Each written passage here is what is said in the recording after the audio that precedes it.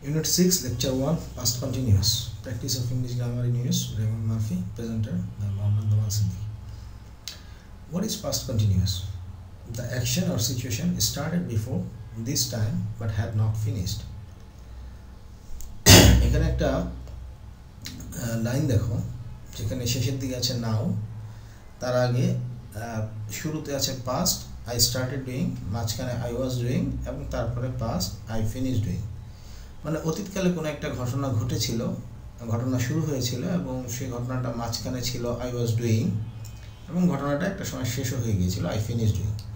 যে মাঝখানে যে সময়টা I was doing something, I was in the middle of doing at a certain time, এই সময়ের এই কাজটাকে বলা হচ্ছে পাস্ট কন্টিনিউয়াস। ওই সময় আমরা যে কাজটা করতেছিলাম যেটা তখনও ফিনিশ হয় নাই, শেষ হয় নাই, সেই কাজটাকে আমরা বলতেছি পাস্ট কন্টিনিউয়াস। উদাহরণগুলি দেখি। This time last year I was living in Hong Kong. গত বছর এই সময় আমি হংকংয়ে ছিলাম। তার মানে একটা সময় আমার হংকংয়ে শেষ হয়ে গিয়েছিল, আমি হংকং থেকে ফিরে আসি, কিন্তু এই সময়টাতে আমি হংকংয়ে ছিলাম। What were you doing at 10 o'clock last night. গতকালকে 10টায় তুমি কি করতেছিলে? 10টার পরে হয়তো কাজটা শেষ হয়ে গেছে, 10টার আগে যে কাজটা শুরু হয়েছিল। তার মানে আমরা জিজ্ঞেস করছি ওই সময় তুমি কাজটা কী করতেছিলে। I waved to Helen, but she wasn't looking. আমি হেলেনকে বাহবা দিয়েছিলাম, কিন্তু সে তাকাচ্ছিল না, ওই সময় সে তাকাচ্ছিল না। তার মানে পাস্ট কন্টিনিউয়াস হচ্ছে I was doing something, আমি কিছু করতেছিলাম, I was in the middle of doing it at a certain time, একটা নির্দিষ্ট সময়ে আমি ওই কাজটা করার মধ্যখানে ছিলাম, মানে কাজটা চলতেছিল, কাজটা চলমান ছিল অতীতকালে, যেটা অতীতকালে আবার পরবর্তীতে শেষ হয়ে যায়। Study this example situation. Yesterday Karen and Joy played tennis. They started at 10 o'clock and finished at 11:30. So at 10:30 they were playing tennis. গতকালে ক্যারেন এবং জয় টেনিস খেলেছিল।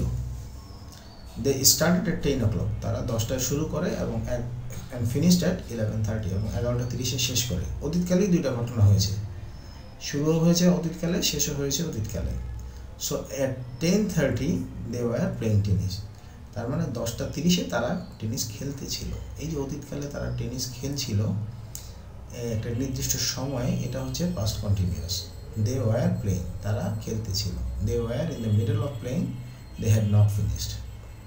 আচ্ছা, ওয়াজ বা were plus INT is the past continuous. তাহলে দেখো he, she, it was playing, he was playing, she was playing, it was playing, we, you, they were playing. আচ্ছা, যদি subject হয় হি, শি, ইট, তাহলে মূল ভার্ব হবে was, অক্সিলারি বি ভার্ব হবে was এবং মূল ভার্বের সাথে আইএনজি যোগ হবে। সাবজেক্ট যদি হয় we, you, they, be verb হবে were এবং এরপরে ভার্বের সাথে আইএনজি যোগ হবে। Compare I was doing past continuous and I did past simple. I was doing মানে হচ্ছে আমরা যদি কন্টিনিউয়াসের সাথে পাস্ট কন্টিনিউয়াসের সাথে পাস্ট সিম্পলের তুলনা করি তাহলে দেখা যাবে I was doing হচ্ছে in the middle of an action, কোনো কাজের মধ্যখানের অবস্থা, অতীতকালে কোনো কাজ করতেছিলাম, তার চলতেছিল। আর I did মানে কমপ্লিট অ্যাকশন, আমরা অতীতকালে কোনো কাজ শেষ করে ফেলেছি। উদাহরণ দেখি। We were walking home when I met Dan.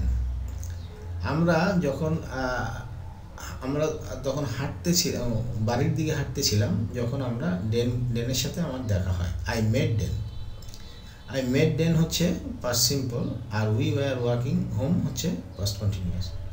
আচ্ছা, we walked home after the party last night.